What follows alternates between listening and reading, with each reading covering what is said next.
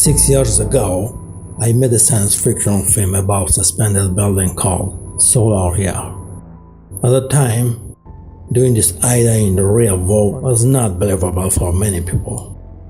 But I had a detailed plan to do that film in the real world, which of course was very expensive. Today I want to show scientifically that my previous idea can be done in the two ways. The first method is expensive and the second method is cheaper. My focus has been on statics and creating a work of art because according to the current technology facility it's not possible to live permanently in a suspended building. We make them to have a more beautiful and a modern view of the city, but absolutely it's not possible to build such expensive building for every city now. However, cities that are pioneer in a modern design can be a good place to implement my idea. For now, floating buildings are not a place for people to live and work, but they can be a place to store equipment and facilities. So only uniqueness will make a city eager to have them. Today, superconductors have various uses, from being used in medicine, computer, a space station, to even floating a 32 heavy train in the air. I also use it to float large but very light buildings suspended in the sky. On the roof of the building that is on the ground, I use a very large superconductor that is cooled by the electrical system and also with the help of nitrogen and helium liquid. To make such a large and expensive superconductor, we need an oxidized combination of mercury, thallium, barium, calcium and copper, so that we can reach a temperature close to minus 130 or even 100 degrees Celsius and get the critical temperature of this transformation to a gray superconductor. To make the upper building float in the air, I designed a large electromagnet in the lower part of the building. It helps that the magnetic energy doesn't pass through the superconductor and the building remains static. The reason I didn't use the new magnet that called 32T is because it consumes too much energy and is too expensive because it's made from a combination of high and low temperature superconductors. For the energy of this big electromagnet and superconductor, we need two stable energy sources. One is a powerful electricity generator with fossil or atomic fuel, and the other is a large solar energy panel to save energy that I designed around the building.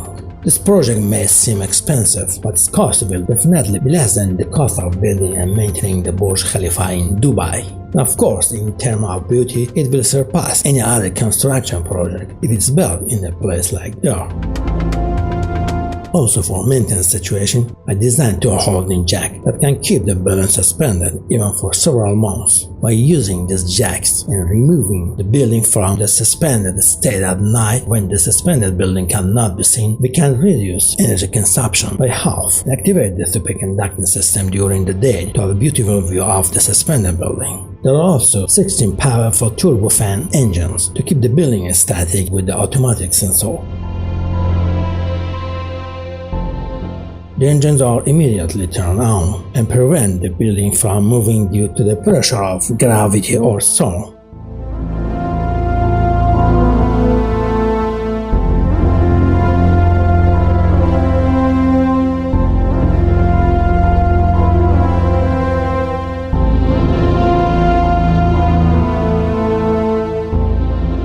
In the second method, which is cheaper, I designed a building structure using G2 polycarbonate and the exterior of the building is covered in steel and aluminum.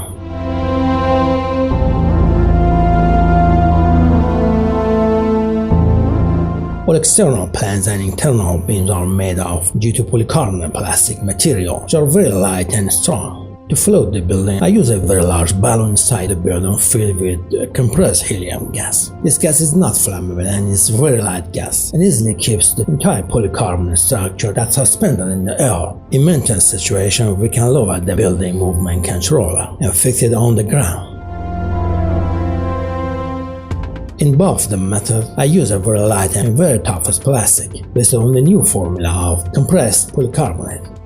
By using the polycarbonate structure, we can have a building 200 times larger than the current building. Also, this structure has to create a flexible and artistic design in the exterior of the building. The new polycarbonate structure that I designed is called G2, which stands for the new generation of polycarbonate sheets and beams. This formula is against heat and fire, as well as cold.